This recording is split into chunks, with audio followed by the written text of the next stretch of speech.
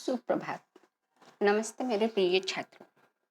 तो आज की तासिका में हम विराम चिन्ह जो होते हैं तो उसकी जानकारी लेने वाले हैं। तो विराम चिन्ह को ही हम पंक्चुएशन मार्क्स भी कहते हैं। अब विराम चिन्ह यानी क्या? तो हम जब बातचीत करते हैं या कुछ लिखते हैं तो ऐसे समय बीच बीच में हम कभी कभी सांस लेते हैं, कभी कभी किसी शब्द पर या वाक्य पर बल देने का कार्य करते हैं, कभी कभी बीच में रुकते हैं। तो ऐसे समय में कुछ चिन्हों का प्रयोग वहाँ पर किया जाता है। उन्हें क्या कहा जाता है? विराम चिन्ह कहा जाता है। उन्हें क्या कहा जाता है? विराम चिन्ह कहा जाता है। तो अब देखो विराम चिन्ह की परिभाषा, यानी विराम चिन्ह किसे कहते हैं? तो बातचीत के समय या लिखते समय बीच बीच में सांस लेने या कथन पर बल देने या समझाने के लिए जब रुका जाता है तो कुछ चिन्ह लगाने पड़ते हैं। इन्हीं को विराम चिन्ह कहते हैं। अब यह जो विराम चिन्ह होते हैं तो अलग अलग प्रकार के होते हैं। तो देखो यहाँ पर प्रमुख विराम चिन्ह जो है तो वह सारे विराम चिन्ह आपको दिए गए हैं। पूर्ण विराम चिन्ह, पहला चिन्ह कौन सा दिया है? पूर्ण विराम चिन्ह, जिन्हें हम फुल स्टॉप कहते हैं। दूसरा चिन्ह दिया है प्रश्न सूचक चिन्ह, तो प्रश्नार्थक चिन्ह भी जिसे हम कहते हैं। तो इसका नाम क्या है? प्रश्न सूचक या प्रश्नार्थक चिन्ह। तीसरा है विस्मय सूचक चिन्ह। तो जब हमें आश्चर्य होता है किसी चीज के लिए तो यह चिन्ह का प्रयोग किया जाता है। एक लकीर खींचकर उसके नीचे बिंदु दिया जाता है, जिसे हम एक्सक्लेमेटरी भी चिन्ह कहते हैं। तो विस्मय सूचक चिन्ह या विस्मयादिबोधक चिन्ह भी इसे कहते हैं। उसके बाद अल्प विराम, जिसे हम कॉमा कहते हैं। तो चौथा चिन्ह कौन सा है? अल्प विराम, जिसे हम कॉमा कहते हैं। पांचवा है अर्धविराम चिन्ह। तो अर्धविराम चिन्ह एक डॉट देकर नीचे क्या होता है? कॉमा होता है। तो सेमी कोलन जिसे हम कहते हैं। छठा है विवरण चिन्ह, कोलन और डैश। सातवां है संयोजन चिन्ह, जिसे हम हाइपन भी कहते हैं। आठवां है लाघव चिन्ह, या जिसे हम बिंदु या डॉट भी कहते हैं। नौवां है उद्धरण चिन्ह और 10वां है त्रुटिपूरक चिन्ह। तो यह चिन्ह आपको अभी पढ़ाई के लिए दिए गए हैं। उसके बाद निर्देश चिन्ह, कोष्टक, उपविराम चिन्ह। तो यह अलग अलग चिन्ह के प्रकार है। तो अब देखो पूर्ण विराम चिन्ह यानी फुल स्टॉप किसे कहते हैं? तो फुल स्टॉप यानी क्या? हम हिंदी में, मराठी और इंग्लिश में सिर्फ वाक्य पूर्ण होने के बाद डॉट दिया जाता है। तो हिंदी में पूर्ण विराम का चिन्ह किस तरह से होता है? एक लकीर वाक्य पूर्ण होने के बाद खींची जाती है तो उसे फुल स्टॉप कहते हैं।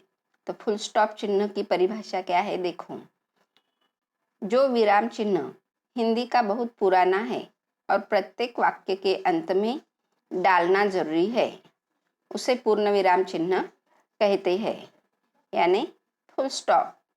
तो देखो जब भी वाक्य कोई पूरा होता है तो उसके अंत में क्या होता है? यह पूर्ण विराम चिन्ह लगाया जाता है। यहाँ पर उदाहरण के तौर पर पहला उदाहरण दिया है, शीला कुएं से पानी भर रही है। तो यहाँ पर यह क्या हुआ है? वाक्य पूर्ण हुआ है। तो यहाँ पर पूर्ण विराम आया है। शीला कुएं से पानी भर रही है। तो वाक्य पूरा जब भी होता है तब यह पूर्ण विराम का चिन्ह लगता है। दूसरा वाक्य देखो, सलाद सेहत के लिए अच्छा होता है। तो यहाँ पर वाक्य यह पूर्ण होता है। तो यहाँ पर पूर्ण विराम का चिन्ह लगा हुआ है। तीसरा है मेरा घर सुंदर है। उसके बाद पूर्ण विराम का चिन्ह आया गया है। तो यह पूर्ण विराम जब भी कोई वाक्य होता है तो उसके अंत में, जब वह वाक्य पूरा होता है तो उसके अंत में यह पूर्ण विराम का चिन्ह डाला जाता है। उसे ही हम क्या कहते हैं? पूर्ण विराम चिन्ह कहते हैं। दूसरा प्रकार है प्रश्न सूचक चिन्ह। तो या प्रश्नार्थक चिन्ह भी हम कहते हैं। तो इसकी परिभाषा, प्रश्न पूछने या प्रश्न करने के लिए जो चिन्ह डाला जाता है उसे प्रश्न सूचक चिन्ह कहते हैं। जैसे कि हम किसी से प्रश्न करते हैं कि आपका नाम क्या है, तो आपका नाम क्या है, क्या यह क्या है? प्रश्न है। आप कहाँ से आए, आप कहाँ पर रहते हो? तो यह जब सामने वाले को किसी को प्रश्न किया जाता है तो ऐसे समय में अंत में क्या प्रश्नार्थक चिन्ह डाला जाता है। किसी से हम प्रश्न पूछते हैं या प्रश्न करते हैं तो अंत में क्या होता है? प्रश्नार्थक चिन्ह डाला जाता है। तो यहाँ पर उदाहरण दिए गए हैं। आप क्या कर रहे हैं? कल यहाँ कौन आया था? आज आप कौन सी फिल्म देखेंगे? तो यह प्रश्न किए जा रहे हैं। आप घर पर कब आएंगे? तो यह जब ऐसे प्रश्न होते हैं तो इसके बाद प्रश्नार्थक चिन्ह डाला जाता है। तीसरा है विस्मय सूचक चिन्ह, जिसे हम एक्सक्लेमेटरी चिन्ह भी कहते हैं। एक लकीर खींचकर उसके नीचे बिंदु दिया जाता है।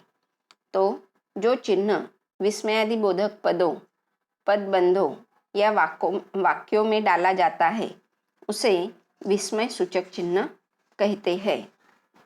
तो यह विस्मयादि बोधक का चिन्ह जब हमारे भाव प्रकट होते हैं तो ऐसे समय में यह विस्मयादि बोधक चिन्ह का प्रयोग किया जाता है।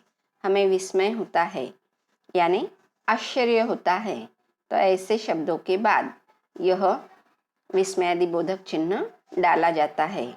जैसे कि छी, सड़क पर कितनी गंदगी है, काश वह जिंदा होता, आपको शर्म आनी चाहिए ऐसे बोलते हुए, आह माँ जलेबियाँ लाई है, ओह कितनी दुखद बात है, शाबाश तुमने बहुत अच्छा काम किया।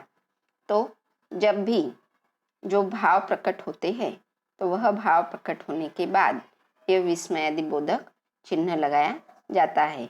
जैसे कि गंदगी देखकर हम छी, अपने आप हमारे मुंह से क्या होता है? शब्द निकल पड़ता है। तो छी के बाद यह क्या आने वाला है? विस्मयादि बोधक चिन्ह आने वाला है। ओह कितनी दुखद बात है। तो ओह के बाद क्या है? विस्मयादि बोधक चिन्ह का प्रयोग किया जाता है। अब अगला प्रकार देखो, अल्पविराम चिन्ह। अगला प्रकार कौन सा है? अल्पविराम चिन्ह। इसे हम कॉमा कहते हैं। तो इस चिन्ह का प्रयोग वाक्य के मध्य में होता है। अन्य विराम चिन्हों की अपेक्षा इसका प्रयोग सबसे अधिक होता है।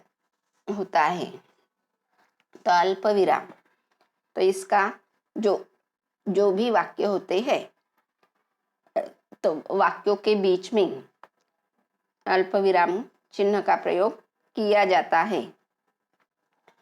तो यह जो अल्प विराम होते हैं जिसे हम कॉमा कहते हैं, तो वाक्य के मध्य में इसका प्रयोग होता है। या हम जो नाम लेते हैं तो एक से अधिक नाम आते हैं तो ऐसे समय में भी क्या करते हैं? हम अल्प विराम का प्रयोग करते हैं। जैसे कि 3-4 नाम हैं, गांव के नाम या व्यक्ति के नाम, जैसे रमेश, रवि, मोहन।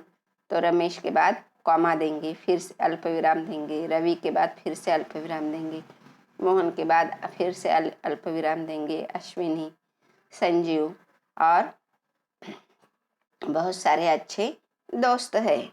तो यहाँ पर क्या हुआ है, इस अल्प विराम का प्रयोग हुआ है।